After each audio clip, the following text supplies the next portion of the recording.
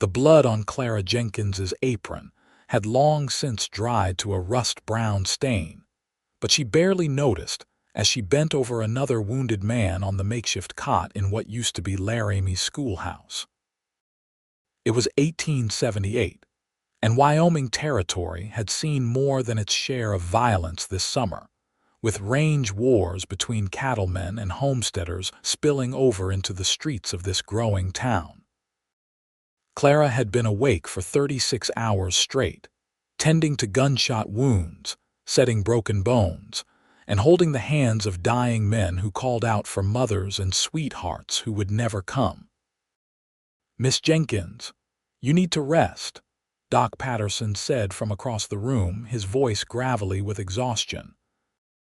The elderly physician had been practicing medicine in Laramie since the Union Pacific Railroad brought civilization to this corner of the frontier 10 years ago. But even he had never seen carnage quite like what the past week had brought. Clara shook her head, tucking a strand of chestnut hair behind her ear. "There are still 3 men who need their bandages changed, and Mr. Henderson's fever has not broken. I will rest when everyone is stable." She was 23 years old and had been serving as Doc Patterson's assistant for the past 5 years, ever since her parents had died in a cholera outbreak that swept through town. Clara had no siblings, no close family left to speak of. The people of Laramie had become her family, and she poured every ounce of her energy into caring for them. She worked from dawn until long past dark, often forgetting to eat meals or take a moment for herself. The townspeople loved her for her dedication, but few noticed the dark circles under her green eyes or the way her hands trembled when she finally stopped moving. The door to the makeshift hospital swung open, letting in a blast of August heat. Clara looked up to see Sheriff Morrison supporting a tall man whose left arm hung at an odd angle, blood seeping through his torn shirt. The stranger's face was weathered and tanned, with sharp cheekbones and eyes the color of storm clouds. Despite obvious pain, he walked with his back straight, his jaw set in determination. "Got another one for you, Clara," Sheriff Morrison said. "This is Frank Sullivan. He just rode into town and got caught in the crossfire when the Dawson boys decided to shoot up the saloon. Took a bullet to the shoulder trying to help Mrs. Weatherby get to safety." Clara gestured to an empty cot near the window. "Bring him here. Doc Patterson, can you assist?" The old doctor was already moving toward them, his medical bag in hand. Frank Sullivan sat down heavily on the cot, his face pale beneath his tan. Up close, Clara could see he was probably around 30 years old, with dark hair that curled slightly at his collar and a day's worth of stubble on his strong jaw. He wore the dusty clothes of a man who spent his life on horseback, and his boots were worn but well maintained. "Madam," Frank said, nodding to Clara despite his obvious discomfort. His voice was deep and rough, like whiskey and smoke. "Sorry to add to your troubles. Looks like you have got your hands full." "Every person who needs help is welcome here," Clara replied, already cutting away his shirt to expose the wound. The bullet had gone clean through the meaty part of his shoulder, missing the bone by what looked like less than an inch. "You were fortunate, Mr. Sullivan. A little to the right and this would have been much worse." Frank watched her work with those gray eyes, and Clara felt an uncomfortable awareness of his gaze. She was used to patients looking at her, but there was something different about the way this cowboy studied her face. It was not improper or lewd, but rather observant, as if he were seeing things others missed. Doc Patterson cleaned and stitched the wound while Clara held bandages ready and kept pressure on the entry wound to slow the bleeding. Frank did not cry out or flinch, though she could see the muscles in his jaw working as he ground his teeth together. When it was done, she wrapped clean bandages around his shoulder and helped him ease his arm into a sling. You will need to keep that arm immobile for at least 2 weeks, Doc Patterson instructed. Change the bandages twice daily and watch for signs of infection. Redness, heat, pus, or red streaks running up the arm. If you see any of those, come back immediately. I understand, Doc. Thank you. Frank stood slowly, testing his balance. His eyes found Clara again. And thank you, Miss Jenkins. You have a gentle touch. Clara felt heat rise to her cheeks, which irritated her. She was not some young girl to blush at a stranger's compliment. That is what anyone would have done. Do you have a place to stay in town, Mr. Sullivan? Just Frank, please. And yes, I was planning to get a room at the boarding house before all hell broke loose. Pardon my language, madam. Given the circumstances, your language is understandable. The boarding house is 3 doors down on the left. Mrs. Henderson runs it, though her husband is one of the patients here. Tell her I sent you, and she will get you settled. Frank nodded and headed toward the door, moving carefully to avoid jostling his injured shoulder. At the threshold, he paused and looked back at Clara. When do you finish here, Miss Jenkins? The question caught her off guard. I do not really finish. There is always something that needs doing. Something flickered across Frank's face, an expression she could not quite read. I see. Well, maybe I will see you around town then. After he left, Sheriff Morrison lingered. That one is different, he said quietly. Asked about the wounded before I even got him to the dock. Wanted to know if everyone was all right, if Mrs. Weatherby made it to safety. Got himself shot protecting her. Did not even know her name. Clara filed that information away as she returned to her rounds. She checked on Mr. Henderson, whose fever had finally begun to break, changed bandages on 2 men who were recovering from knife wounds, and helped Doc Patterson set the broken leg of a ranch hand who had been trampled by a spooked horse. By the time darkness fell, she was swaying on her feet. Clara, go home, Doc Patterson said firmly. That is an order. I will stay here tonight. You are no good to anyone if you collapse from exhaustion. But doctor, no arguments. You have been here since yesterday morning. Your little house is only a 5-minute walk.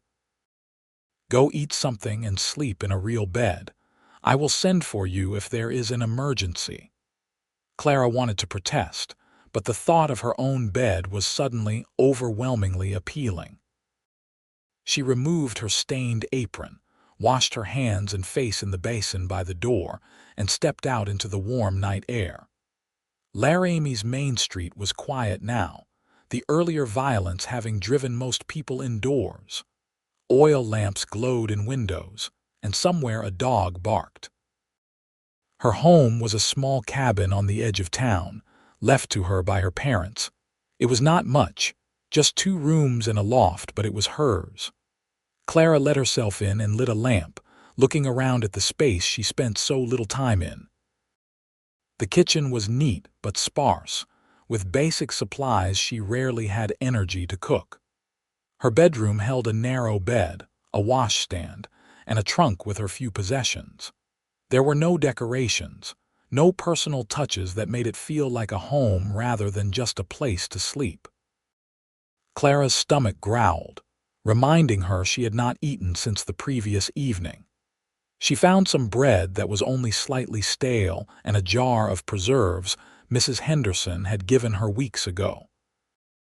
She ate standing at the counter, too tired to even sit down, then climbed the ladder to her loft bedroom. She did not even bother changing out of her dress before falling onto the bed and into a dreamless sleep. The next morning, Clara woke to sunlight streaming through the small window and the sound of hammering somewhere nearby. For a moment, she was disoriented, unused to waking in her own bed. Then the memories of the previous day flooded back, and she sat up quickly, her heart racing. What if there had been an emergency? What if Doc Patterson had needed her and she had not been there? She climbed down from the loft and splashed water on her face, quickly plaiting her hair and pinning it up in a simple bun. She changed into a clean dress, a practical blue cotton that had been mended more times than she could count, and hurried out the door. The schoolhouse-turned-hospital was quiet when she arrived. Doc Patterson was dozing in a chair, and most of the patients were sleeping peacefully. Clara felt a wave of relief wash over her. She had not been needed in the night after all. "Clara," Doc Patterson said, opening his eyes. "Good, you look better. Now go get yourself a proper breakfast before you start working. That is also an order." "Doctor, I am fine. I ate last night." "Bread and jam is not a meal. Go to the cafe and have eggs and bacon and coffee. I will not have you fainting on me because you are too stubborn to take care of yourself." Clara opened her mouth to argue but closed it again when she saw the stern look on the old physician's face. "Yes, doctor." The Laramie Cafe was bustling with the breakfast crowd.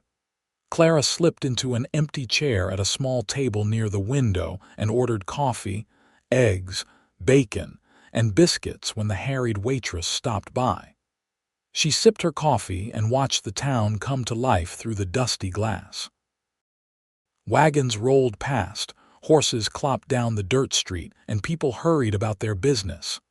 "Mind if I join you?" Clara looked up to find Frank Sullivan standing beside her table, his hat in his good hand. He looked better than he had yesterday, though his face was still pale and his injured arm was securely bound in the sling. "Of course, Mr. Sullivan. Please sit down." "Frank," he corrected with a slight smile as he settled into the chair across from her. "Mr. Sullivan was my father, and he has been dead for 15 years. Frank, then, how is your shoulder this morning?" "Sore as hell, pardon me, but I have had worse. Doc Patterson does good work. You both do."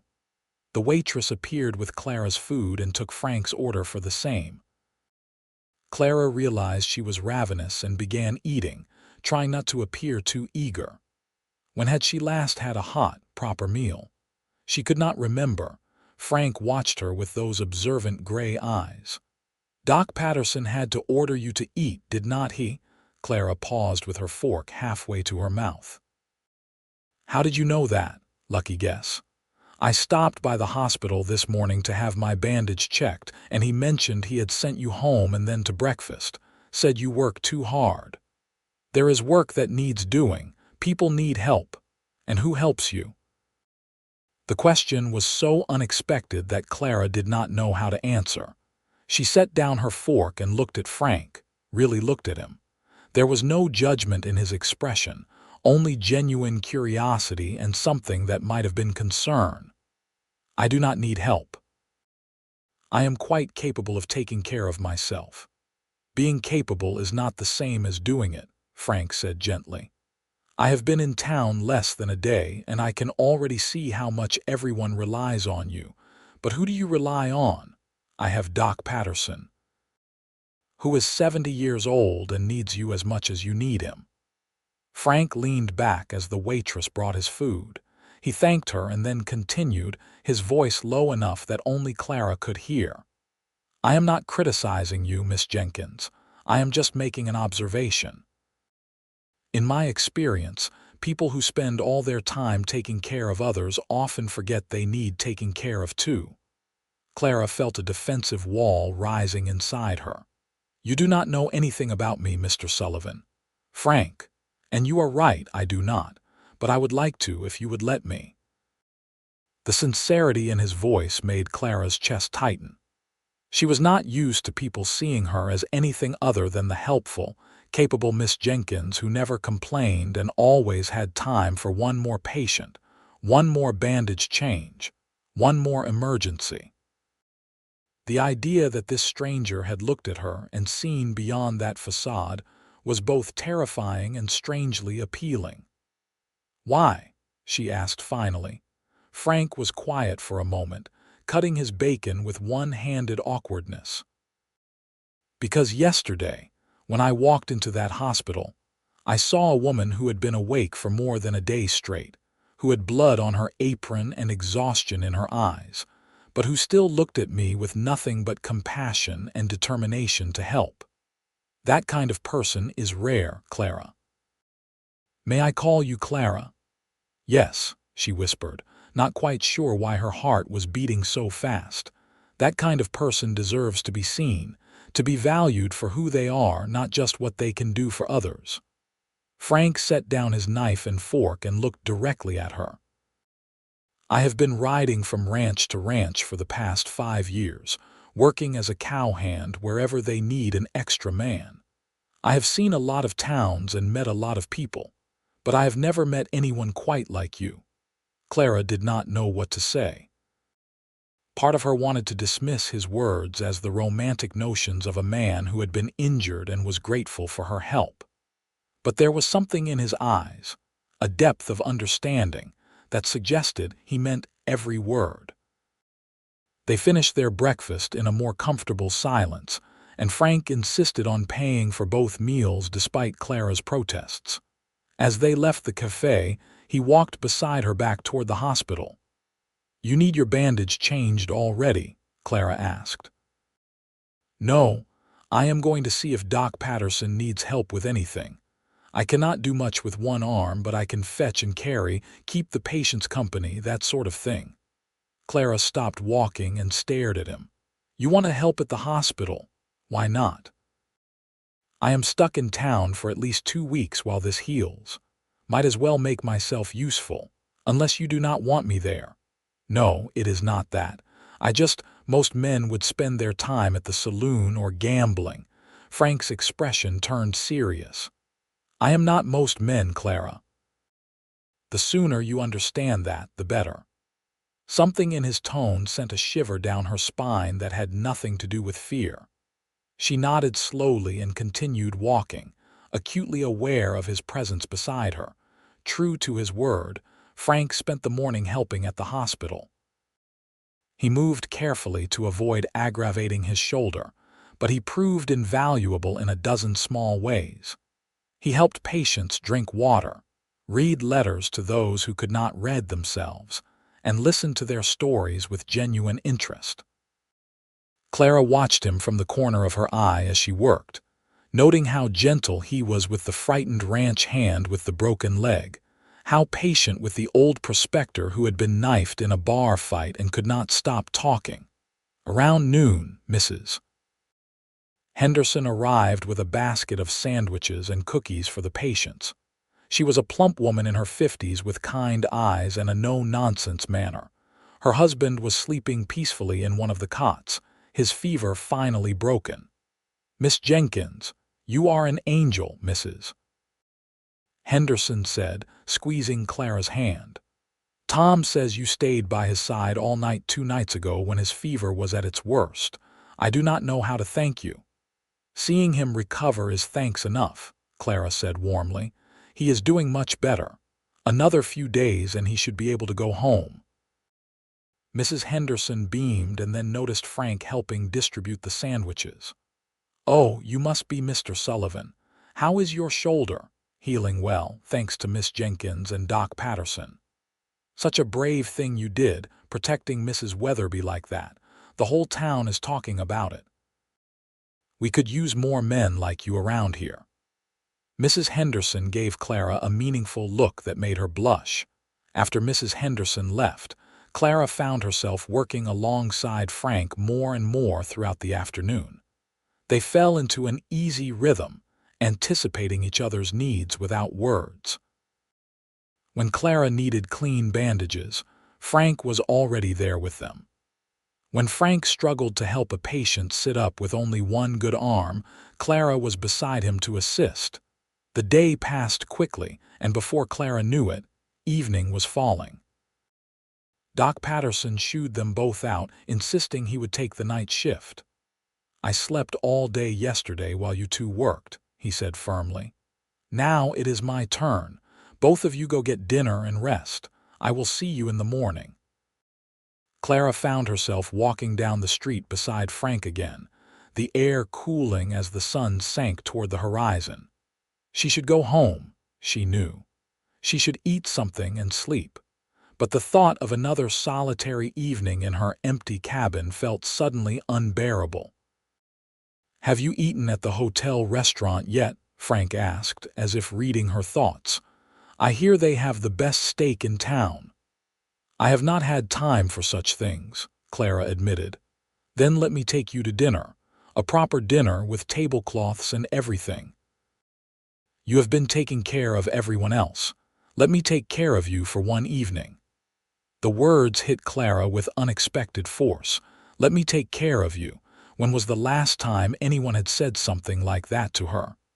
When was the last time anyone had even thought to offer?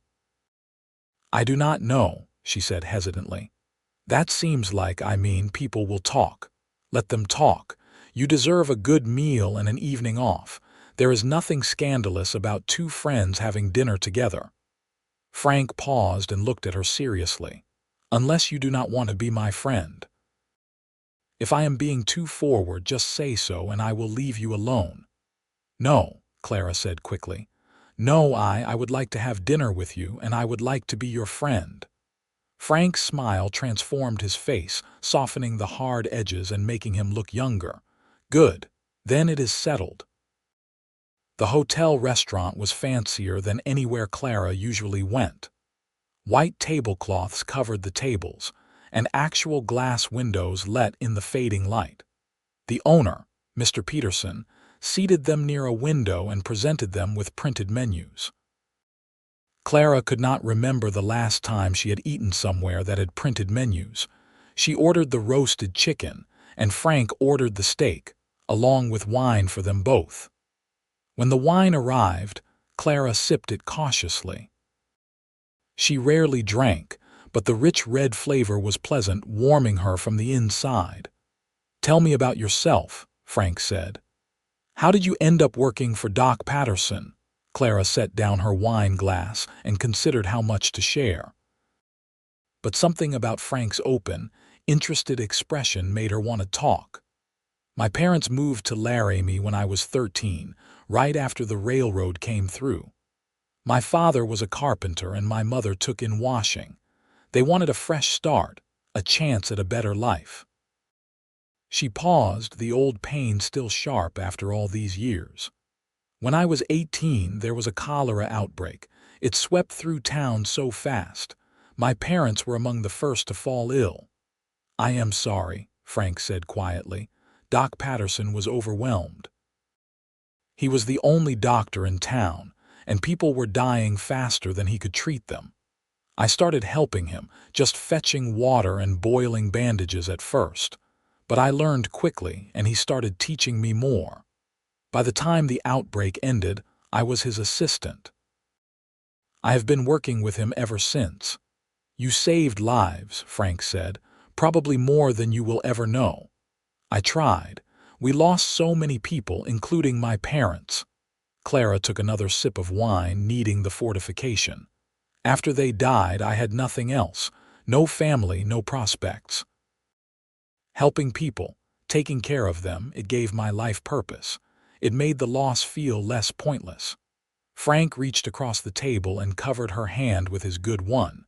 The touch was warm and solid and utterly unexpected. "Your loss was not pointless, and neither is your life.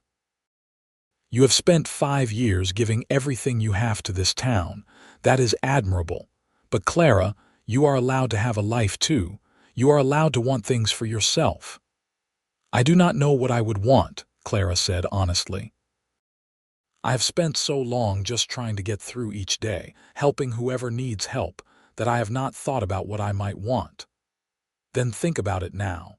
If you could have anything, be anything, what would it be?" The question hung in the air between them. Clara looked at Frank's face, at the genuine interest and concern in his eyes, and felt something crack open inside her chest. Want? When had she last allowed herself to want anything?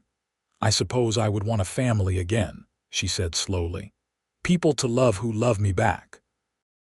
A home that feels like a home, not just a place to sleep. Maybe children someday." She felt her cheeks heat. "That probably sounds foolish." "It sounds human," Frank said. "It sounds like the most natural thing in the world." Their food arrived and they ate while talking about safer topics. Frank told her about his life as a cowhand, the ranches he had worked, the places he had seen. He had grown up in Texas, he said, on a small ranch that had been destroyed during the Civil War. His parents and younger sister had died when Confederate soldiers burned their house, seeing his father as a Union sympathizer. "I was 14 and away herding cattle when it happened," Frank said, his voice heavy with old grief. "By the time I got back, there was nothing left but ashes. I have been drifting ever since, I suppose, working from ranch to ranch, never staying long." "That sounds lonely," Clara said softly. "It has been. But I told myself I liked the freedom, like not being tied down. Now I am starting to wonder if I was just running from the pain of losing everything." Their eyes met across the table, and Clara felt a connection form, invisible but undeniable. They were both orphans, both scarred by loss, both using work and movement to avoid confronting their grief. But where Clara had poured all her energy into serving others, Frank had poured his into isolation.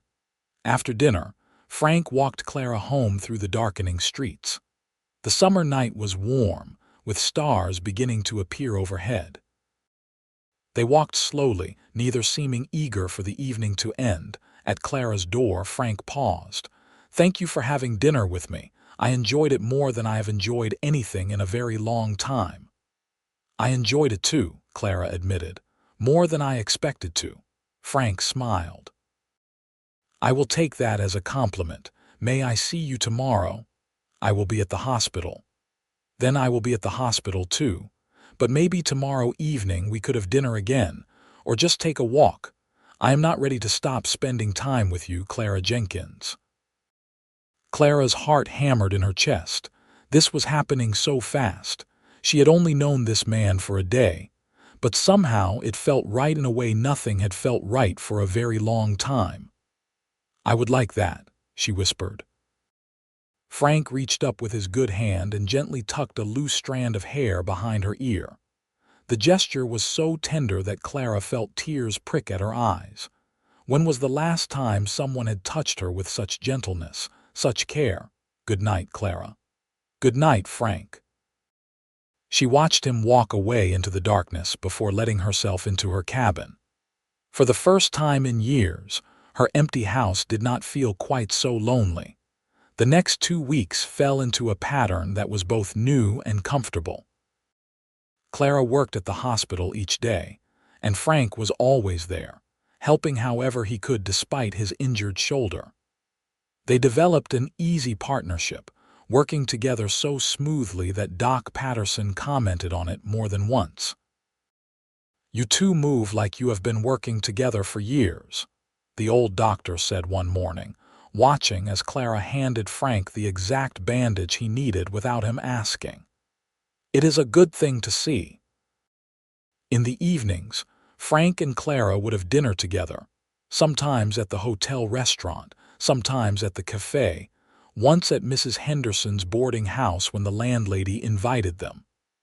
They would walk through town afterward, talking about everything and nothing. Frank told her stories about his years on the trail, about ornery cattle and difficult trail bosses, about sunsets over the prairie and the peculiar beauty of the frontier. Clara told him about the people of Laramie, about Mrs.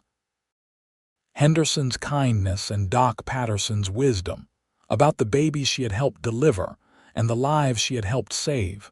Slowly, carefully, they shared their pasts, their hopes, their fears. Clara found herself talking about things she had never told anyone, about the guilt she felt that she had survived the cholera outbreak when her parents had not, about the bone-deep exhaustion that sometimes threatened to overwhelm her, about the loneliness that had become so familiar she hardly noticed it anymore.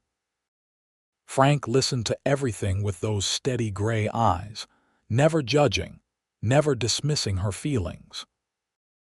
And he shared his own struggles, the survivor's guilt he carried from his family's deaths, the restlessness that had driven him from place to place for years, the fear that he was not capable of staying still long enough to build a real life. "I am good at leaving," he told her one evening as they sat on a bench outside the general store watching the stars come out. "I have done it so many times I could do it in my sleep, but staying, building something permanent, that terrifies me." "Why?" Clara asked, though she thought she already knew the answer. "Because if I let myself care about something, let myself put down roots, it can be taken away. Like my family was taken away. Like everything I ever loved was taken away." Frank turned to look at her. "But then I met you, and for the first time in 16 years, I find myself wanting to stay. Wanting to risk it." Clara's breath caught. They had been dancing around their feelings for 2 weeks now, growing closer each day but neither quite ready to name what was happening between them. But sitting there under the stars, with Frank looking at her like she was something precious and rare, Clara could no longer deny the truth. She was falling in love with him. "I am scared too," she admitted. "I have built my whole life around not needing anyone, around being the one who helps instead of the one who needs help. The idea of letting someone in, of depending on someone, it feels dangerous." "It is dangerous," Frank agreed. "Loving someone is the most dangerous thing a person can do. But Clara, I think it might also be the most important." He reached for her hand, and she let him take it. His palm was calloused from years of hard work, warm and strong around her smaller fingers. They sat like that for a long time, holding hands under the stars, neither speaking but both understanding that something fundamental had shifted between them. The day Frank's shoulder was fully healed, Doc Patterson pronounced him fit to remove the sling. Frank flexed his arm carefully, testing the range of motion, and grinned when everything worked as it should. "Good as new, Doc. You and Miss Jenkins work miracles." "It was a clean wound and you followed instructions," Doc Patterson said gruffly, but Clara could see he was pleased. "Now you are free to go back to your cowboying or whatever you plan to do next." The words hung in the air like a pronouncement. Frank's time in Laramie was up. He was healed. There was no reason for him to stay. Clara felt her heart sink, but she kept her face carefully neutral. She had known this was coming. Frank was a drifter. He had told her so himself. He had stayed these 2 weeks because he was injured, not because of her. It would be foolish to expect anything different. "Actually, Doc, I have been meaning to talk to you about that," Frank said. "I heard the Circle S ranch outside of town is looking for a new foreman. Their old one retired last month. I was thinking of applying for the position." Clara's head snapped up, her careful neutrality forgotten. Frank was looking right at her, a question in his eyes. "A foreman position?" Doc Patterson said, surprised. "That is not the kind of job a drifter takes. That is settling down work." "I know," Frank said, still looking at Clara. "I think I am ready to settle down if Laramie will have me." "The question is not whether Laramie will have you," Clara said, her voice shaking slightly. "The question is why you would want to stay." Frank stood and crossed to where Clara was organizing bandages, his movements sure and deliberate. He took the bandages from her hands and set them aside, then took both her hands in his. "You know why, Clara? I am staying for you. These past 2 weeks have been the happiest I have had since I was a boy. I wake up every morning excited to see you, to work beside you, to hear your voice and see your smile. I go to sleep every night thinking about you. I am not good at pretty words or fancy speeches, but I know what I feel, and I feel everything for you." Clara's eyes filled with tears. "Frank, let me finish," he said gently. "You have spent 5 years taking care of everyone else in this town. You work yourself to exhaustion, you forget to eat, you put everyone's needs before your own. And I understand why. I understand needing to stay busy, to feel useful, to have purpose. But Clara, you deserve more than that. You deserve to be loved and cared for. You deserve to have someone who thinks about your needs, who wants to serve you the way you serve others." He cupped her face in his hands, his touch infinitely gentle. "Let me be that person. Let me serve you now. Let me take care of you the way you have taken care of this whole town. Let me love you the way you deserve to be loved." A sob escaped Clara's throat, and she could not stop the tears from falling. For so long, she had been strong, capable, independent. She had built walls around her heart, convinced herself she did not need anyone. But Frank's words cracked those walls wide open, and all the loneliness and longing she had been suppressing came flooding out. "I do not know how to let someone take care of me," she whispered. "Then let me teach you," Frank said. "Let me show you that accepting help is not weakness, that needing someone is not failure, that you can be both strong and vulnerable, both capable and in need of care." Clara looked up into his gray eyes and saw nothing but love and sincerity. This man, this drifter who had ridden into town 2 weeks ago, had seen her in a way no one else ever had. He had looked past the competent, self-sufficient facade and seen the lonely, exhausted woman underneath. And instead of taking advantage of that vulnerability, he wanted to protect it, to cherish it. "I love you," she said, the words coming from somewhere deep and true. "I have been falling in love with you since that first day when you asked me when I finished working. No one has ever asked me that before. No one has ever seen that I needed rest, needed care, but you saw it, you saw me." Frank's smile was radiant. "I love you too, Clara Jenkins. I love your strength and your compassion, your dedication and your kindness. But I also love your vulnerability, your fears, your needs. I love all of you, not just the parts you show the world." He leaned down and kissed her, soft and sweet and full of promise. Clara melted into him, letting herself be held, letting herself be cared for. Behind them, she heard Doc Patterson clear his throat and mumble something about checking on patients, but she barely noticed. All she could focus on was Frank, his lips on hers, his arms around her, his heart beating against her chest. When they finally broke apart, both breathing hard, Frank rested his forehead against hers. "So, is that a yes? May I court you properly with the intention of making you my wife?" "Yes," Clara said, laughing through her tears. "Yes to courting, yes to everything."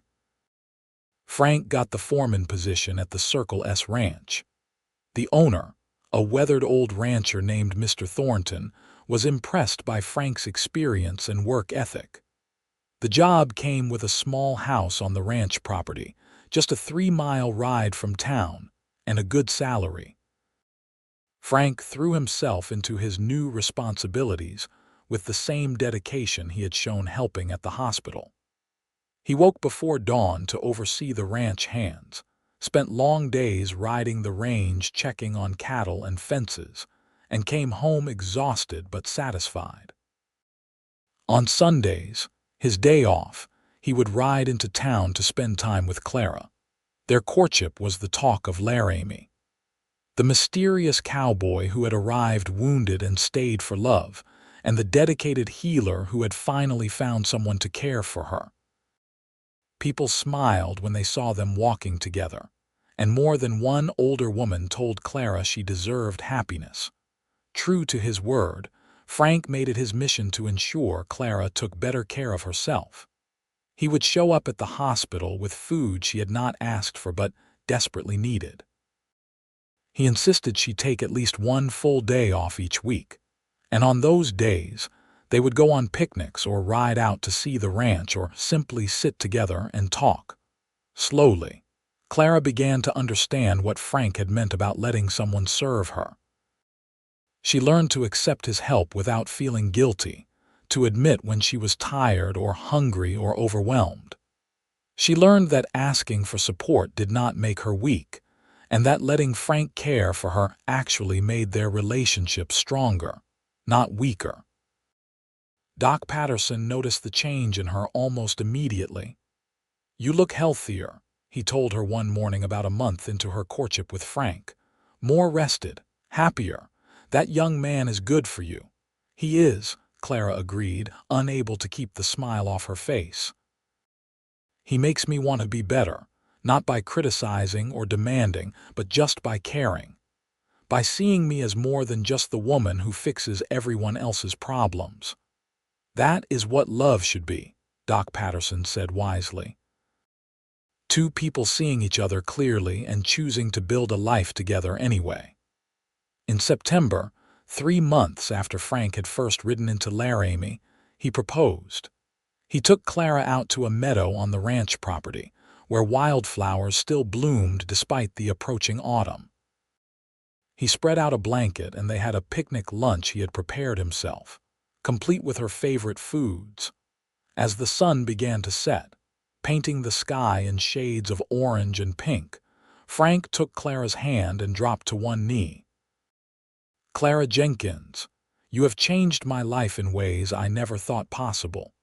You taught me that it is okay to stay in one place, to let myself care, to risk love even when it is scary. You taught me that home is not a place but a person, and you are my home. I want to spend the rest of my life serving you, caring for you, loving you. Will you marry me?" He pulled out a simple gold band with a small diamond, modest but beautiful. Clara looked at the ring, at Frank's hopeful face, at the sunset painting everything in golden light, and felt a completeness she had never experienced before. "Yes," she said, tears streaming down her face. "Yes, I will marry you, Frank Sullivan." He slipped the ring onto her finger and stood, pulling her into his arms and kissing her deeply. When they finally broke apart, both laughing and crying, Clara felt as though she were floating. They were married in October, in the same schoolhouse that had served as a hospital when they first met. The whole town turned out for the wedding. Mrs. Henderson cried throughout the entire ceremony, and Doc Patterson beamed with pride as he walked Clara down the aisle. Mr. Thornton and the ranch hands came in their Sunday best, and even the sheriff gave a short speech at the reception about how sometimes the best things in life come from the worst situations. Clara wore a simple white dress that Mrs. Henderson and several other town women had helped her make, with lace at the collar and cuffs. Frank wore a new black suit that made him look distinguished and handsome. When they said their vows, promising to love and cherish each other for the rest of their lives, there was not a dry eye in the room. The reception was held at the hotel, with food donated by various townspeople and music provided by a fiddle player from the saloon. Clara and Frank danced their first dance as husband and wife while everyone cheered. Then Clara danced with Doc Patterson, and Frank danced with Mrs. Henderson, and soon everyone was dancing and laughing and celebrating. As the evening wore on, Frank leaned close to Clara and whispered, "Ready to go home, Mrs. Sullivan?" The name sent a thrill through her. Mrs. Sullivan. She was married. She had a husband, a partner, someone who chose her every single day. "Yes," she whispered back. "Let me go home." They said their goodbyes and rode out to the ranch house, which Frank had been preparing for weeks. He had cleaned every surface, bought new curtains for the windows, filled the pantry with supplies. He had even installed a real bathtub, a luxury Clara had not expected. At the door, Frank swept her up in his arms, mindful of his once injured shoulder, and carried her over the threshold. Clara laughed, clinging to his neck, deliriously happy. "Welcome home, wife," Frank said, setting her down gently. Clara looked around at the cozy house that was now hers, at the man she loved standing before her, and felt her heart overflow. "Home," she repeated softly. "I never thought I would have that again." "You have it now," Frank said, pulling her close. "You have me, and I have you, and together we have a home. And I promise you, Clara, every single day for the rest of our lives, I will work to make you happy. I will serve you the way you have served others. I will care for you the way you have cared for everyone else." "And I will love you," Clara said, reaching up to touch his face. "I will love you with everything I have." Their wedding night was tender and passionate, a claiming and a surrender all at once. Clara had been nervous, having no experience with such intimacy, but Frank was patient and gentle, making sure she felt safe and cherished every moment. Afterward, lying in his arms in their marriage bed, Clara felt a peace she had not known since she was a child. "Thank you," she whispered into the darkness. "For what?" Frank asked, his hand stroking her hair. "For seeing me, for loving me, for teaching me that I am allowed to have needs too." Frank kissed the top of her head. "Thank you for letting me stay. For giving a drifter a reason to put down roots. For showing me what love really means." They fell asleep tangled together, two lost souls who had finally found their way home. The first year of their marriage was an adjustment, as all first years are. Clara continued working with Doc Patterson, though she cut back her hours significantly. She worked 4 days a week instead of 7, and she made sure to leave by evening so she could have dinner with her husband. On her days off, she began to turn their house into a real home. Adding curtains she sewed herself, planting a garden, learning to cook meals that did not come from a can. Frank thrived as foreman of the Circle S. He was fair with the ranch hands but firm, and he had a knack for managing both cattle and people. Mr. Thornton told him more than once that hiring him was the best decision he had made in years. In their private moments, Clara and Frank continued to learn each other. They learned how to argue and make up, how to compromise and support each other. Frank learned that when Clara got very quiet, it meant she was overwhelmed and needed to talk. Clara learned that when Frank got restless, he needed to ride out onto the range and clear his head. Most importantly, they learned how to serve each other. Frank made sure Clara ate regular meals and got enough sleep. He would bring her coffee in the morning before he left for work, and he always had kind words ready when she came home exhausted from a difficult day. Clara made sure Frank had clean clothes and a comfortable home to come back to. She listened when he needed to talk about challenges at work, and she rubbed his sore muscles after long days in the saddle. It was a partnership in the truest sense, two people choosing each other every single day and working to build a life together. In the spring of 1879, Clara discovered she was pregnant. She had suspected for a few weeks, but when Doc Patterson confirmed it, she burst into tears of joy. She had a family again. She had a husband who loved her and a baby on the way. When she told Frank that evening, he picked her up and spun her around, laughing with pure delight. Then he set her down very carefully, as if she were made of glass. "Are you well?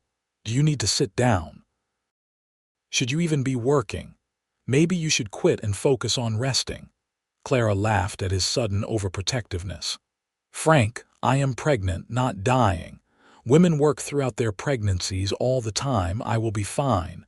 But Frank was not convinced. He became even more attentive than before, insisting she take frequent breaks, bringing her food at odd hours, worrying over every little ache and pain. It was sweet, if occasionally overwhelming. "You are going to drive me crazy if you keep this up for 9 months, Clara told him one evening as he fluffed her pillows for the 3rd time. "I cannot help it," Frank said, sitting beside her on the bed. "You are carrying our child. You are the most precious thing in my world, and I just want to make sure you are cared for." Clara softened, taking his hand and placing it on her still flat stomach. "We are cared for. You care for us every single day, but Frank, you have to let me live my life too. I am strong. I can handle this." Frank nodded, though she could see the worry in his eyes. "I know you are strong. I have always known that, but you have spent so many years taking care of others without anyone taking care of you. Now that I have the chance to do it, I might go a little overboard." "A little," Clara teased. "Fine, a lot overboard. But can you blame me? I love you more than I knew it was possible to love someone. The idea of anything happening to you or our baby, it terrifies me." Clara pulled him close, holding him tight. "Nothing is going to happen. We are going to be fine. We are going to have a healthy baby, and you are going to be an amazing father." As her pregnancy progressed, Clara did cut back her hours at the hospital, working 3 days a week, and then 2.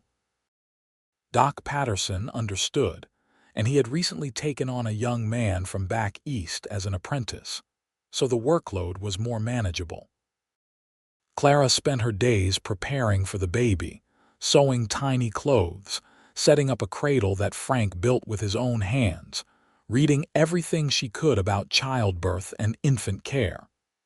She also spent time with the other women in town, particularly Mrs. Henderson and several young mothers who gave her advice and support. Frank was at her side for everything. He attended the church ladies' quilting bee where they made a baby quilt for their child. He went with her to the general store to pick out cloth for diapers. He sat with her in the evenings, his hand on her growing belly, talking to their unborn child and making Clara laugh with his running commentary about ranch life. "Your papa is a silly man," Clara would tell her belly, "but he loves us very much. Your mama is the strongest, bravest, most beautiful woman in the world," Frank would counter, kissing Clara's stomach. "And we are going to love you so much." In November of 1879, Clara went into labor. It was a long, difficult birth that lasted through the night and into the next afternoon. Doc Patterson attended her, along with Mrs. Henderson and 2 other experienced midwives. Frank waited in the other room, pacing and worrying until finally, just after noon, he heard the thin, angry cry of a newborn. Doc Patterson emerged, tired but smiling. "You have a son, Frank. A healthy baby boy, and Clara is fine. Exhausted, but fine." Frank nearly collapsed with relief. He rushed into the bedroom to find Clara propped up in bed, sweaty and pale but beaming, holding a tiny bundle wrapped in the quilt the church ladies had made. She looked up when he entered, and the love in her eyes nearly brought him to his knees. "Come meet your son," she said softly. Frank approached slowly, as if in a dream. Clara pulled back the blanket to reveal a red, wrinkled little face with a shock of dark hair and tiny fists waving in the air. The baby's eyes were squeezed shut, and he made small, mewling sounds that went straight to Frank's heart. "He is perfect," Frank whispered, tears running down his face. "You are perfect. Thank you, Clara. Thank you for this gift." He sat carefully on the edge of the bed, and Clara placed their son in his arms. Frank held the baby like he was made of spun glass, terrified and awed in equal measure. This was his son, his child, his family. "What should we name him?" Clara asked. They had discussed names for months but had never settled on one. Now, holding his son, Frank thought of his own father, a good man who had died too soon, and of Clara's father, who she still spoke of with love. "I was thinking James," Frank said. "James Robert Sullivan, after both our fathers." Clara's eyes filled with tears. "That is perfect. Hello, James. Welcome to the world." James Robert Sullivan was a good baby as babies go. He cried when he was hungry or needed changing, but mostly he slept and ate and observed the world with solemn, dark eyes. Clara took to motherhood with the same dedication she brought to everything, but Frank made sure she did not do it alone. He changed diapers and walked the floor with James when he was fussy. He sang off-key lullabies and made silly faces to get his son to smile. Clara watched her husband with their child and fell in love with him all over again. This man, who had been a drifter, who had spent years afraid to put down roots, was now the most devoted father she could imagine. He would come home from long days at the ranch and immediately take James, giving Clara a break, playing with the baby until bedtime. "You are a natural at this," Clara told him one evening as he rocked James to sleep. "I had a good example," Frank said. "My father loved us kids fiercely. I want to give James that same kind of love. I want him to grow up knowing he is wanted and cherished." "He will," Clara said softly. "With you as his father, how could he not?" As James grew from an infant into a chubby, smiling baby, Clara found herself settling into a life she had never imagined possible. She had a husband who loved her, a son who needed her, and a home that felt safe and warm. She still worked with Doc Patterson 1 day a week, unwilling to give up medicine entirely, but her primary focus was her family now. It felt strange at first, putting herself and her needs first. For so long, she had defined herself by how much she could do for others. But Frank gently reminded her that taking care of herself, letting herself be happy, was not selfish. It was necessary. And watching James grow, seeing the joy in her husband's eyes, Clara began to believe him. The years passed in a blur of happiness. James grew into a bright, energetic toddler who loved horses and following his father around the ranch. Clara discovered she was pregnant again in 1881, and this time the pregnancy was easier. She gave birth to a daughter they named Elizabeth Ann, a tiny, delicate baby with Clara's green eyes and Frank's dark hair. Frank was just as devoted to Elizabeth as he had been to James, though he joked that having a daughter terrified him even more than having a son. "Boys, I understand," he would say, carefully holding Elizabeth like she might break. "But girls are delicate and mysterious." "Girls are just as strong as boys," Clara would correct him, laughing. "Our daughter will be tough. She will have to be, growing up with a big brother and a ranch full of cowboys." Elizabeth proved to be a content baby who rarely cried and seemed fascinated by everything around her. James, now 2 years old, was initially confused by this new addition, but quickly decided his baby sister was the most interesting thing in the house. He would sit beside her cradle for hours, talking to her in his limited vocabulary and bringing her toys she was too young to appreciate. In 1883, Clara gave birth to twin boys, Samuel and Thomas. The pregnancy was difficult and the birth even more so, leaving Clara weak and exhausted for weeks afterward. Frank took time off from the ranch to care for her and the children, and the whole town rallied around them. Mrs. Henderson organized a meal schedule so they had food every day. Doc Patterson stopped by regularly to check on Clara's recovery. Even Mr. Thornton came by with ranch hands to help with chores around the house. "This is what family looks like," Frank told Clara one evening as he sat beside her bed, feeding her soup while the babies slept in their cradles and James and Elizabeth played quietly on the floor. "Not just us, but the whole town.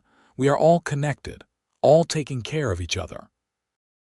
Clara thought about how different her life was now compared to 8 years ago. Then, she had been alone, exhausted, pouring all her energy into others with nothing left for herself. Now she had a husband, 4 children, and a community that loved and supported her. She had learned to accept help, to let people serve her the way she had once served them. "You did this," she told Frank. "You taught me how to let people in." "You did it yourself," Frank corrected. "I just gave you permission to try." By 1885, Clara was 30 years old and Frank was 37. Their family was complete with 4 healthy children, and they had settled into a comfortable rhythm. Frank had been promoted to full ranch manager, overseeing not just the day-to-day operations but also the business side of things. Clara had trained the young doctor who had apprenticed with Doc Patterson, and between the 3 of them, they kept Laramie healthy and cared for. James was 5 and starting school, showing signs of his father's work ethic and his mother's compassion. Elizabeth was 3, bright and curious, always asking questions and wanting to help with everything. The twins, Samuel and Thomas, were 2-year-old bundles of energy who kept both parents constantly busy. One evening in late spring, after the children were all in bed, Frank and Clara sat on their porch watching the sunset. Frank had his arm around Clara's shoulders and she leaned into his warmth, feeling content and at peace. "You ever think about that day I rode into town?" Frank asked. "How different our lives would be if I had just kept riding."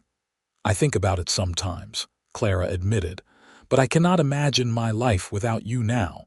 You are so much a part of me that it is like you were always here." "I feel the same way. Before I met you, I was just existing, moving from place to place with no real purpose. You gave me a reason to live, not just survive. You gave me a home and a family and a future." Clara turned to look at her husband, at the gray hair starting to appear at his temples, at the lines around his eyes from years of smiling and squinting into the sun. He was not the wounded cowboy who had stumbled into the hospital all those years ago. He was older now, more settled, but the love in his eyes when he looked at her had never dimmed. "You did the same for me," she said. "I was so lost, Frank. I did not even realize how lost I was until you found me. You taught me that I was allowed to have needs, allowed to want things for myself, allowed to be cared for. And you taught me that staying in one place is not a trap, it is a gift. That love is not something to fear, but something to embrace. That family is worth any risk." They sat in comfortable silence for a while, watching the sky turn from orange to purple to deep blue. The prairie stretched out before them, vast and beautiful and full of possibility. "I love our life," Clara said softly. "I love our children and our home in this town. But most of all, I love you, Frank Sullivan.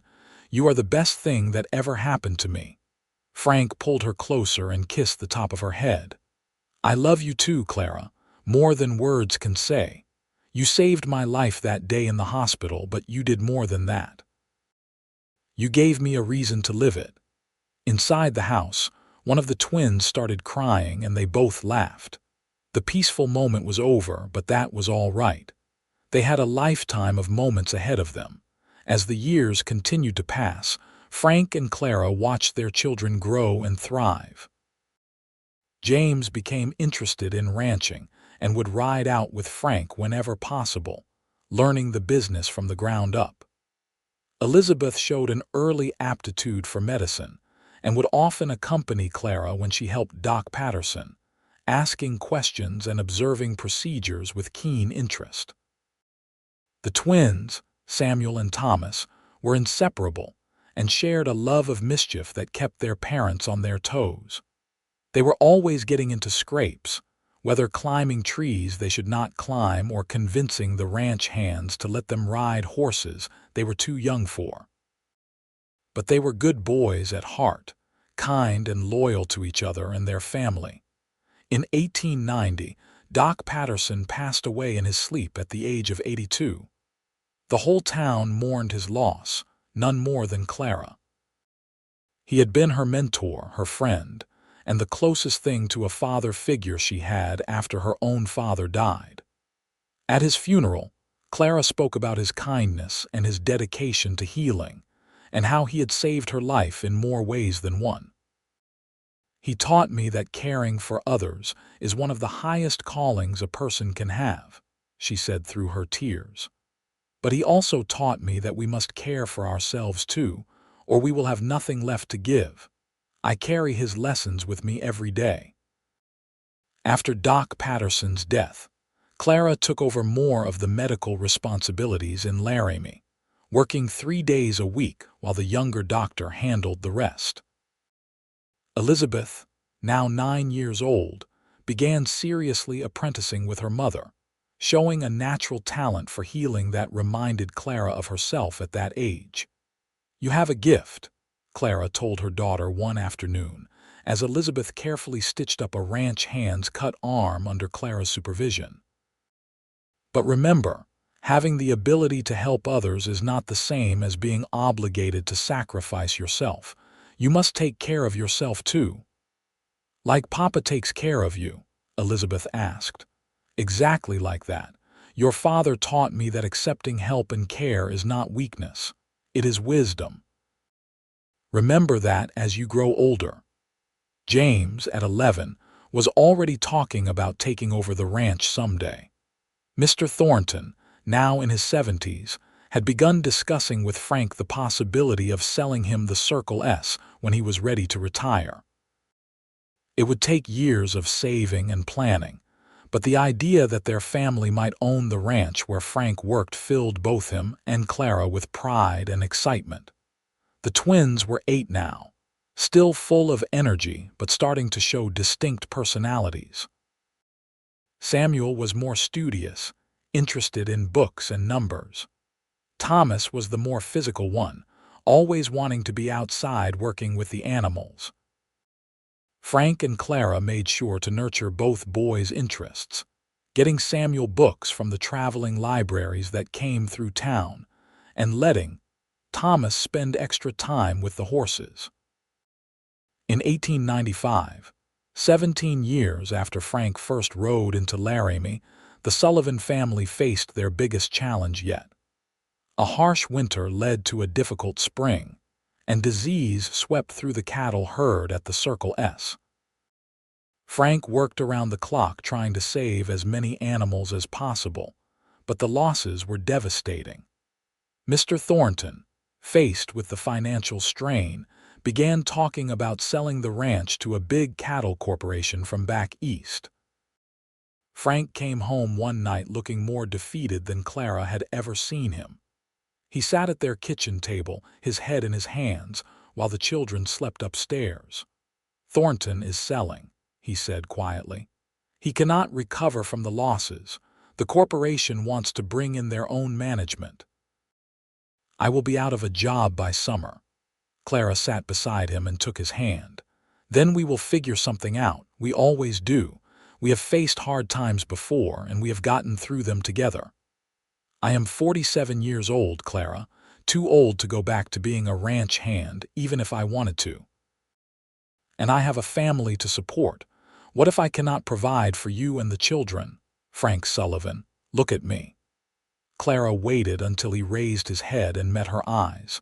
"You have been taking care of this family for 17 years.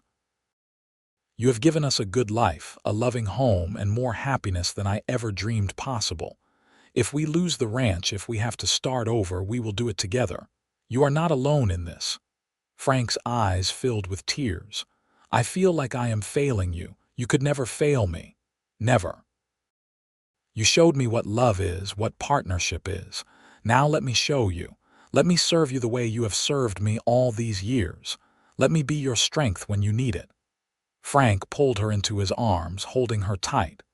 "What did I ever do to deserve you? You saw me when no one else did. You loved me when I did not know how to love myself, and now I am going to do the same for you." The next few weeks were difficult. Frank began looking for other work, but opportunities were limited. Clara considered going back to medicine full-time, but with 4 children still at home, it would be difficult to manage. They began going through their savings, calculating how long they could last if Frank was unemployed. Then, unexpectedly, help came from a surprising source. James, now 17 and working full-time on the ranch despite the uncertain future, came home one evening with news. "Papa, Mama, I have been talking to some of the other ranch hands and some folks in town," he said, his young face serious. "Everyone knows Mr. Thornton is selling, and everyone knows what a good manager you are, Papa. The hands do not want to work for some big corporation. They want to work for you." "That is kind, son, but I do not have the money to buy the ranch," Frank said gently. "But what if we all went in together?"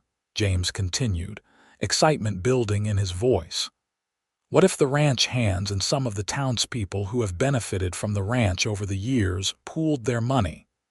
We could form a cooperative, buy the ranch together, and you could still manage it. Everyone would own a share, and we would all benefit from the profits. Frank and Clara looked at each other, stunned. That is actually a very good idea, Frank said slowly, but it would take significant coordination and trust. The people of Laramie trust you, Papa. And they trust Mama. You have both been serving this town for almost 2 decades. Let us serve you now. Over the next month, with James's help, Frank organized a meeting with interested parties. To his amazement, more than 30 people showed up, including ranch hands, shop owners, farmers, and even some of the wealthier residents who saw it as a good investment. Mrs. Henderson, now in her 60s but still running the boarding house, pledged a significant sum. The sheriff contributed. Even some of Frank's former patients from that first week in Laramie came forward with offers to help. "You and Miss Clara saved my life," one old cowboy said. "Least I can do is help save your livelihood." In the end, they raised enough money to make Mr. Thornton an offer.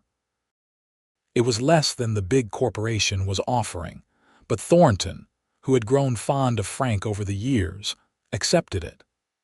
The Circle S Ranch became a cooperative, with Frank as managing partner and primary decision-maker.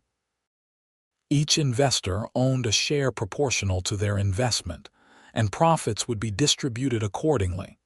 It was not perfect, and there were challenges in managing a ranch by committee, but it worked. Frank had the experience and authority to make day-to-day decisions, while major choices were voted on by the shareholders. The ranch hands worked harder than ever, knowing they now had a stake in the operation's success. Clara watched her husband come back to life over the following months. The defeat and fear that had shadowed him after the announcement of the sale gradually disappeared, replaced by renewed purpose and energy. He threw himself into making the cooperative a success, and the ranch began to thrive again. "You did this," she told him one night. "You built this through years of hard work and treating people fairly. They invested in you because they believe in you." "We did this," Frank corrected. "You and me together.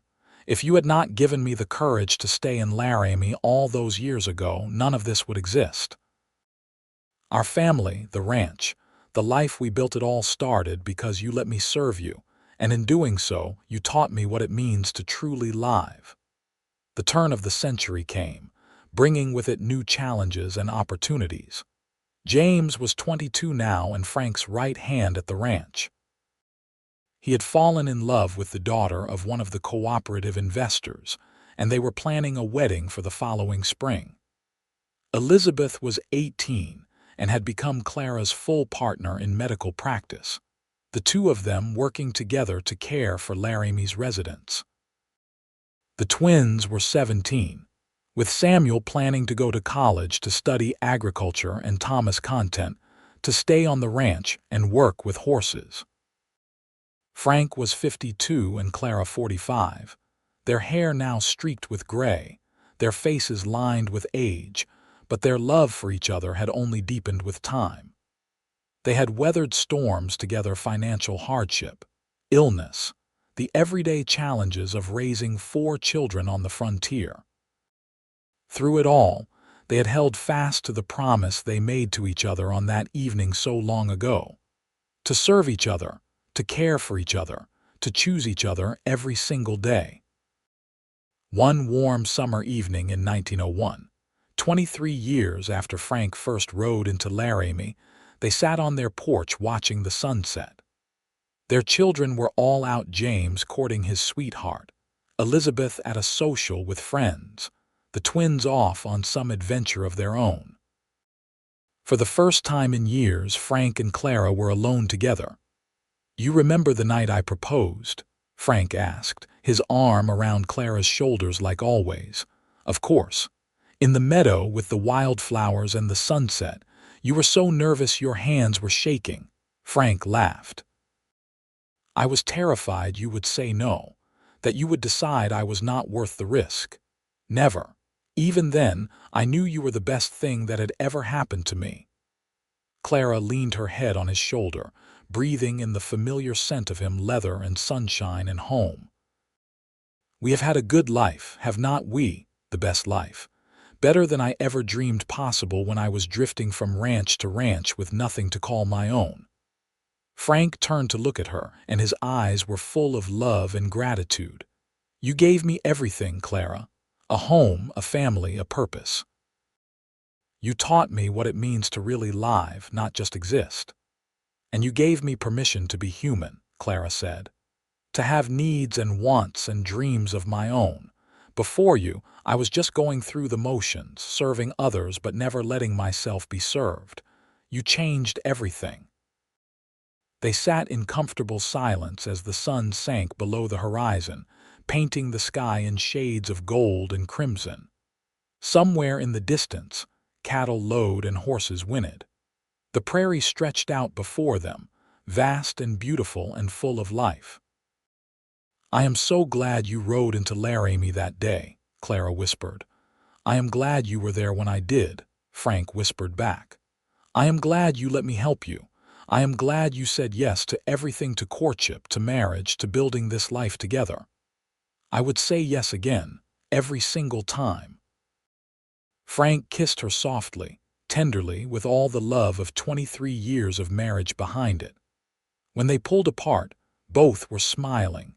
Inside the house, they heard the sound of their children returning home, their voices loud and happy as they called out for their parents. Frank and Clara stood, hand in hand, ready to greet them. Their family had grown and changed over the years, but at its heart was still the same simple truth that had brought them together. The power of letting someone care for you, of accepting service as well as giving it, of understanding that love means both strength and vulnerability. As they walked inside together, Clara thought back to that exhausted, lonely woman she had been so long ago, working herself into the ground and convinced she did not need anyone. If she could go back and tell that woman what the future held: a husband who loved her, children who made her laugh, a community that valued her, a life full of purpose and joy, she would not have believed it possible. But it had happened, all because a wounded cowboy looked at her with kind gray eyes and asked a simple question: "When do you finish here?" Because in asking that question, he had seen what no one else had seen, that she was more than just the woman who served others. She was a woman with needs and hopes of her own, a woman who deserved to be cared for just as much as she cared for everyone else. And when he had said those words, "Let me serve you now," he had opened a door to a future she never knew she wanted. A future full of love and laughter, challenges and triumphs, ordinary moments and extraordinary joy. A future where she was not alone, but part of a partnership, a family, a community. Years continued to pass, and the Sullivan family continued to grow. James married his sweetheart, a kind woman named Catherine, and they had 3 children in quick succession. Elizabeth married a young doctor who moved to Laramie specifically to work with her, drawn by her reputation as a skilled healer. The twins both married eventually: Samuel to a teacher who shared his love of learning, Thomas to a rancher's daughter who could outride most men. Frank and Clara became grandparents, then older grandparents, watching their family tree expand in ways they had never imagined possible. The little house on the ranch property that had once held just the 2 of them, then 6, was now the gathering place for a clan that numbered in the dozens when everyone came for holidays and special occasions. Through it all, Frank and Clara remained each other's constant, each other's support.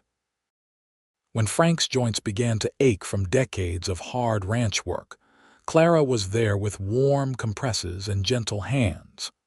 When Clara caught pneumonia in the winter of 1910 and nearly died, Frank never left her side, nursing her back to health with the same dedication she had once shown her patients.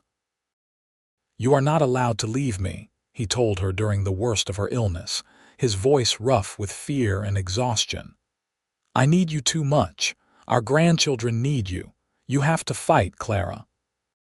And she did fight, drawing on reserves of strength she did not know she still had, because Frank needed her and she would not let him down. When she finally recovered, weak but alive, Frank held her and cried. "I do not know what I would do without you," he said. "You will never have to find out," Clara promised. "We are going to grow old together, you and me. We are going to see our great-grandchildren, maybe even our great-great-grandchildren. We are going to live a long, full life because we still have so much to give each other." And they did. Years continued to pass, and Frank and Clara continued to serve each other with the same devotion they had shown since the beginning. They celebrated their 30th anniversary, then their 40th, then their 50th. Laramie threw them a party for their 50th anniversary, with half the town turning out to honor the couple who had done so much for their community over the decades. At the party, James stood up to give a speech about his parents. He was 55 now, his own hair gray, his face weathered from years of ranch work, but his voice was strong and clear as he spoke. "My father rode into Laramie 50 years ago with nothing but a horse and his skills as a ranch hand. He was a drifter with no home, no family, no purpose. My mother was working herself into an early grave taking care of everyone but herself. But they found each other, and in finding each other, they found what they were both looking for: a home, a family, a reason to live. They taught all of us, their children and grandchildren, and this whole town, what love really looks like. It is not just the grand gestures or the romantic words. It is showing up every single day and choosing to serve each other, to care for each other, to see each other truly. Thank you, Mama and Papa, for showing us how to love." Everyone applauded, and Clara wiped tears from her eyes while Frank squeezed her hand. They were 70 and 65 now, their bodies slower and their faces deeply lined, but their love was as strong as ever. As the party wound down and guests began to leave, Frank and Clara slipped away to sit on a bench in the town square, under the same stars they had watched together for 50 years. 50 years, Clara said wonderingly. Has it really been that long? The best 50 years of my life, Frank said. Every single day with you has been a gift, Clara. Even the hard days, even the scary days were worth it because I got to face them with you by my side. I feel the same way. You know, I sometimes think about that young woman I was, so sure she did not need anyone, so determined to handle everything alone. I was so foolish. You were not foolish. You were hurt and scared and protecting yourself the only way you knew how. But you were brave enough to let me in, brave enough to risk love even though you had already lost so much. That takes tremendous courage. Clara turned to look at her husband, at the man who had changed her life simply by seeing her, by caring about her needs as well as her capabilities. His face was deeply lined now, his hair white, his hands gnarled from arthritis, but his eyes were still the same storm gray, still full of love when he looked at her. I love you, Frank Sullivan. I have loved you for 50 years, and I will love you for whatever time we have left. I love you too, Clara Sullivan. You are my home, my heart, my everything. Thank you for saying yes all those years ago.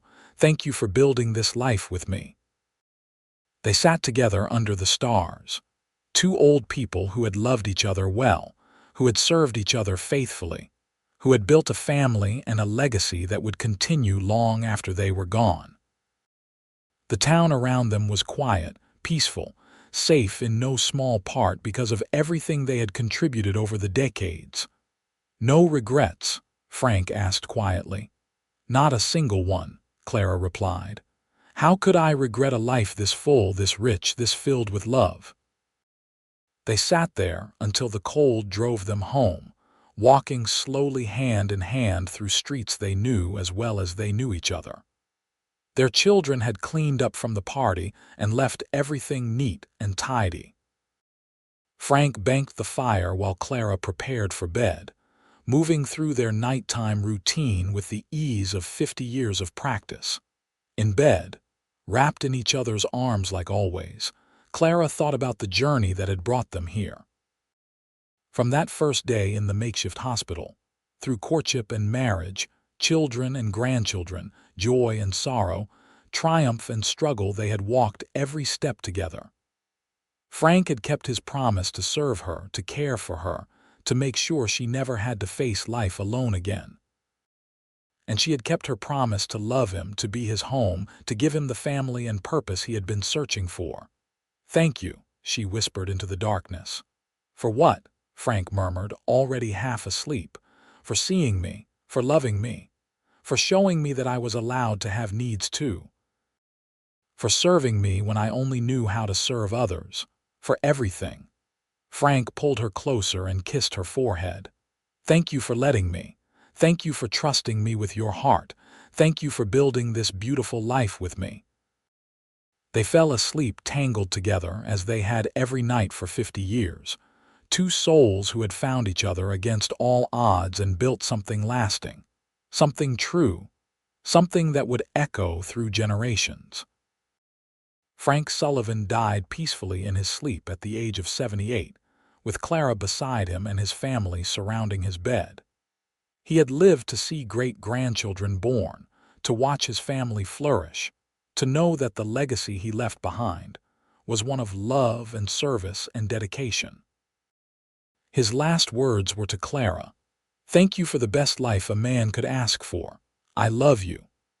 Clara grieved deeply but took comfort in knowing that Frank had died happy, surrounded by love with no regrets.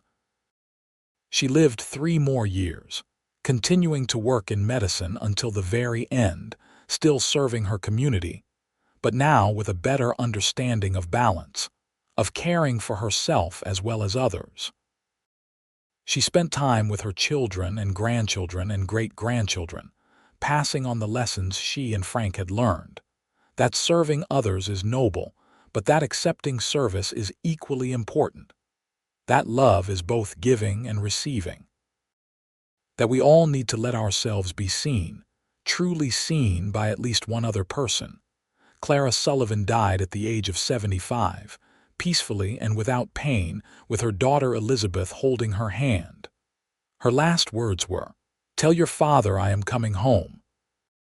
At their funerals, separately but equally well attended, the people of Laramie spoke about the impact Frank and Clara Sullivan had made on their town, about the lives saved by Clara's medical skill and compassion, about the jobs provided and the community built by Frank's leadership at the ranch, about the family they had raised, good people who continued their parents' legacy of service tempered with self-care, of strength tempered with vulnerability, of giving tempered with gracious receiving. But more than their individual accomplishments, people spoke about their love the way Frank had looked at Clara like she was the sun and the moon and the stars, the way Clara had leaned into Frank's strength while maintaining her own, the way they had served each other faithfully for more than 50 years, showing everyone around them what true partnership looked like. The Sullivan family continued to grow and thrive long after Frank and Clara were gone. Their children and grandchildren and great-grandchildren carried on the lessons they had taught, the legacy they had built. The Circle S Ranch Cooperative continued to operate successfully, a model of community ownership and shared responsibility. The medical practice Clara had built continued under new leadership, still serving the people of Laramie with the same compassion and skill she had demonstrated. And on summer evenings, when the sun set over the prairie in shades of gold and crimson, the Sullivan family would gather on the porch of the old ranch house and tell stories about Frank and Clara, about the wounded cowboy who rode into town, and the dedicated healer who had forgotten how to care for herself. about how they found each other and built something beautiful together, about how love is not just about grand gestures, but about showing up every day and choosing to serve each other, to see each other, to care for each other. About how sometimes the most powerful words you can say to someone are not, "I love you," but "let me serve you now," acknowledging that even the strongest, most capable people need care, need support, need to be seen and valued for who they are, not just what they can do. The story of Frank and Clara Sullivan became part of Laramie's history, passed down through generations as an example of what love should look like: balanced, reciprocal, respectful, enduring. New couples starting their lives together would visit Frank and Clara's graves in the cemetery on the hill, paying respects and asking for their blessing, hoping to build the same kind of lasting love. And in a way, Frank and Clara were still serving their community, still teaching lessons, still showing people that it is okay to need help, okay to accept care, okay to let someone serve you even when you have spent your life serving others. That true strength is not in doing everything alone, but in building partnerships where both people give and receive, serve and are served, see and are seen. Their legacy lived on in the town they had helped build, in the family they had created, in the lives they had touched over decades of dedication and love. And somewhere, in whatever comes after this life, Frank and Clara were together again, still serving each other, still loving each other, still showing each other every day what it means to truly see another person and choose to build a life with them. The story of the cowboy and the healer, of the man who said, "Let me serve you now," and the woman who finally allowed herself to be served, became a testament to the transformative power of love, not the fairy tale kind, but the real kind, the kind that shows up every day and does the work and finds joy in the ordinary moments and builds something lasting and beautiful out of shared commitment and mutual care. And that love, that legacy, that lesson, it lived on in Laramie, Wyoming, for generations to come. A reminder that we all need someone to see us, to serve us, to remind us that we are worthy of care even as we care for others. That accepting help is not weakness but wisdom. That letting someone love us is not surrender but strength. That the most powerful thing we can do is let ourselves be truly seen, truly known, truly loved by another person, and to offer the same gift in return. The end.